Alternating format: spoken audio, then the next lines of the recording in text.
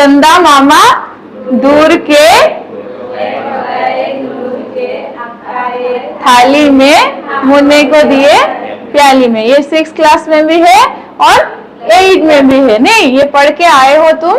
तो चंदा को हम और क्या कहते हैं? चांद। और मामा। Very good. क्या कहते हैं? मामा। चंदा मामा मतलब अपने माँ की भैया या भाई। तो आज का जो हमारा शीर्षक है क्या है? चांद का झिंगोला। क्या है? चांद का झिंगोला। चांद का झिंगोला मतलब ये झिंगोला का मतलब क्या है? कोई बता सकते हो? हाँ करण बताओ। छोटी सी कमीज। अच्छा, तो ये चांद क्या कमीज पहनता है? नहीं। फिर ये क्यों यहाँ जो कवि है इसका शीर्षक चांद का झिंगोला रखे हैं? जानने के लिए हम इस कविता को पढ़ेंगे। ठीक है, बहुत ही सुंदर और प्यारी कविता है। इसके लेखक हैं रामधारी सिंह दिनकर। इनके कविता कभी तुम पढ़े हो? पहले पढ़े हो? नहीं। इन्हें राष्ट्रीय कवि भी कहा जाता है। लिखो, इन्हें क्या कहा जाता है? राष्ट्रीय कवि रामधारी सिंह दिनकर। कवि परिचय में हम देखेंगे रामधारी सिंह दिनकर जी के जीवन वृत्तांत।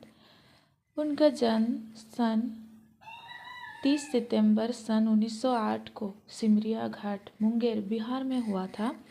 छात्रावस्था में ही दिनकर को अजूसी कवि रूप सामने आ गया। दिनकर राष्ट्रीय भावधारा के प्रमुख कवि रहे। उन्हें शौर्य और वीरता का कवि भी माना जाता है। वो राष्ट्रीय भावना से ही कविता लिखते थे, इसीलिए तो उन्हें राष्ट्रीय कवि कहा जाता था। दिनकर जी की बहुमुखी प्रतिभा का विस्तार गद्य पद्य दोनों में हुआ है।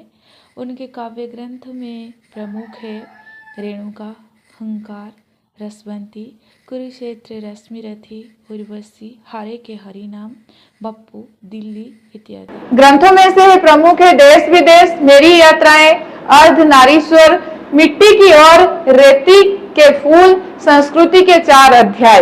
ये बहुत ही मतलब प्रसिद्ध उनके ग्रंथ है। संस्कृति के 4 अध्याय जब तुम अगले ग्रेजुएशन में या जब भी पढ़ोगे तो ये संस्कृति के 4 अध्याय अक्सर इस मतलब गद्य को दिया जाता है।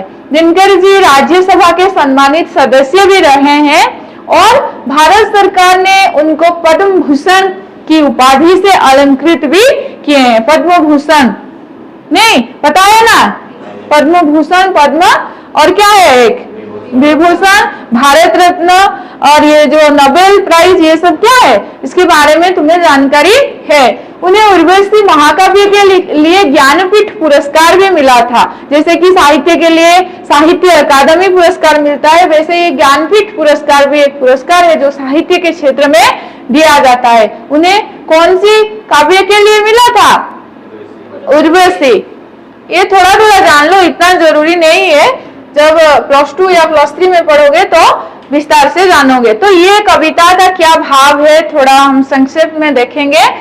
बच्चे, तुम भी आज छोटे थे, आज इतना बड़ा हुए हो नहीं, दिन ब दिन बढ़ते रहते हो, इसीलिए तुम्हारी पोशाक, जो छोटे समय का जो पोशाक, वो आज क्या आज तुम पहन सकते हो?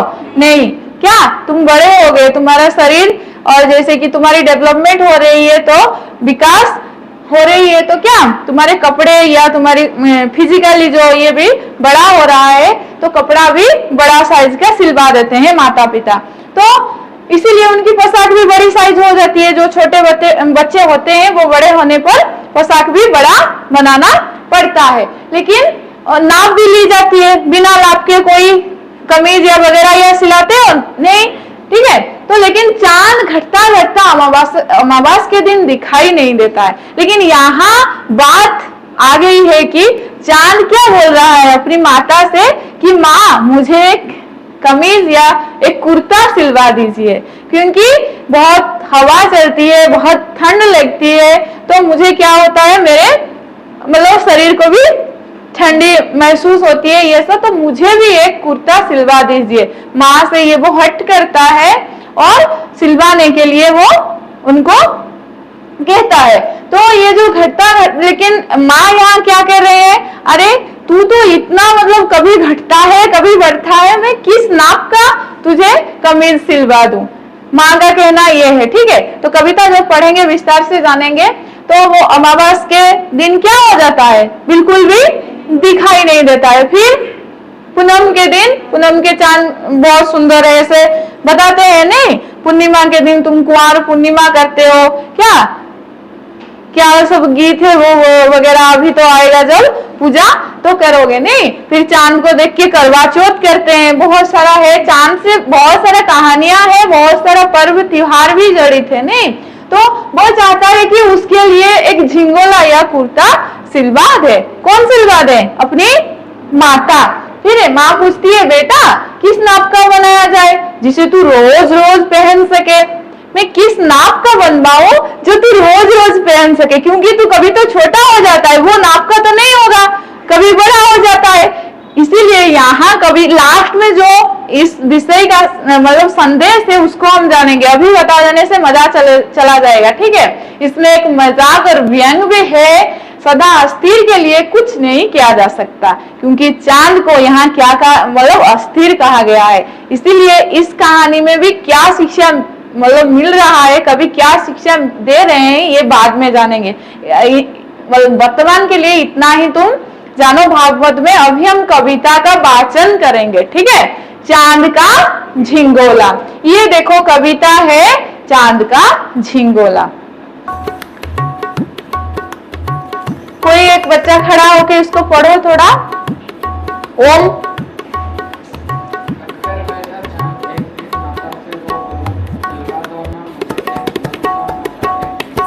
अच्छा, वेरी गुड, बैठ जाओ। करण। एक दिन माता से यह बोला, सिलवा दो माँ जल्दी खड़े हो जाओ। नहीं, यहाँ से हट कर बैठा चांद, एक दिन माता से यह बोला, सिलवा दो माँ मुझे उनका मोटा एक झिंगोला। कोई यहाँ से पढ़ो।